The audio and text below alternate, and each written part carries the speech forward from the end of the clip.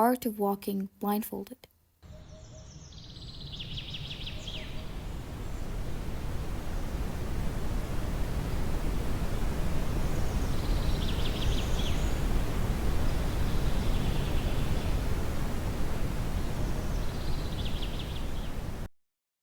I'll explain. There are two kinds of blindness in life, or at least that's how I see it. And as anything in life, you have a choice. I'll tell you about the first kind, which is like having a veil on your eyes. Unawakened, if we can say. And it's when you walk through life desperately trying to steer the wheel, thinking you have to manage every single detail, only to find yourself more lost than ever. Doing the same things that everybody else does, over and over again, making you stray away from Allah subhanahu wa ta'ala. And it's like digging a hole for yourself that keeps growing every single day. And trust me, the reason I know all of this is that I've been there. I spent so much time of my life trying to hold on so tightly, creating more chaos in my life as I tried to control it. And the harder I tried, the further away I drifted from the things I wanted, and peace, and most importantly, Allah subhanahu wa ta'ala. And as I tried to fill the void with all sorts of distractions, entertainment, movies, friends, it didn't matter because it only emphasized it more. However, on the other side of the scale is the complete opposite of blindness. Because you will start to see the world for what it truly is, a complete delusion. To see how lost everyone else is, to see that you've been so far gone for so long, thinking it was being alive. But everyone else is deceived by this illusion too. You will begin to realize why I call it being blindfolded in a bit. This kind will terrify you at first, because you have to go through it alone.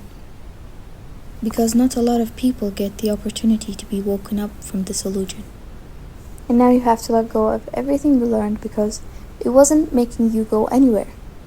And most importantly is letting go of the steering wheel and deciding to sit on the back seat for the rest of the ride.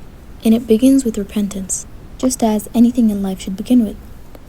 Starting to admit to Allah subhanahu wa ta'ala that you were never meant to be the one in control, and your attempts to steer your life, to control every aspect and every detail, only made your life and your situation go more chaotic than they should. Letting go of the need to control everything also means focusing on the one who controls everything.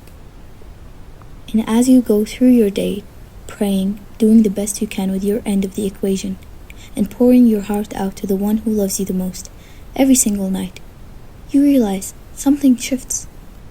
The noise of the world quiets down, as if someone turned the volume down on everything else. And at first, you will find it unsettling and uncomfortable, because you're left with the thoughts that always got suppressed by all sorts of distractions, and your heart get to see what your eyes never could.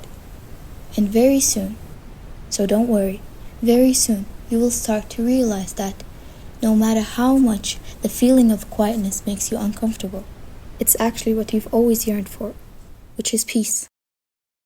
It is a journey about trust. Trusting that the one who made your heart will guide it towards what's right in every single aspect. And the thing is now, you can't see the next step, because you're not necessarily planning the whole movie like you used to. And I think that's where the beauty of it comes. You don't have to deprive yourself from unexpected, beautiful turns in your journey. And sure, it is scary, because what if you get hurt? Or what if you lost something you've always tried to protect? And what if you lose your way? And what if you take the wrong choice? And an endless list of what ifs. But that's the thing, you can't take the wrong choice while you're trusting Allah subhanahu wa ta'ala.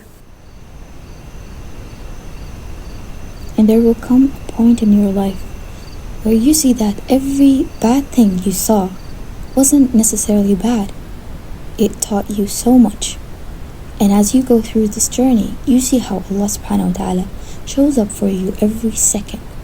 And you'll remember these words. The trust in Him will get stronger and stronger day by day. And then you will start to embrace the beauty of walking towards the unknown, knowing that Allah subhanahu wa ta'ala got you anyway. And that He is taking care of you through all sorts of events. But of course, there will be resistance, and that's how you know you're doing something right. The devil will do everything in his power to block your way. He'll try to fill you with doubt and fear, but here's the truth. He can never succeed unless you let him.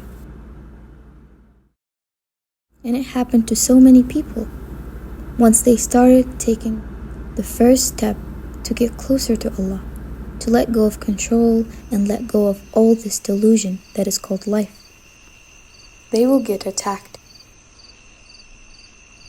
And it won't make sense to you because you're trying to do everything right, but instead, everything feels just so wrong.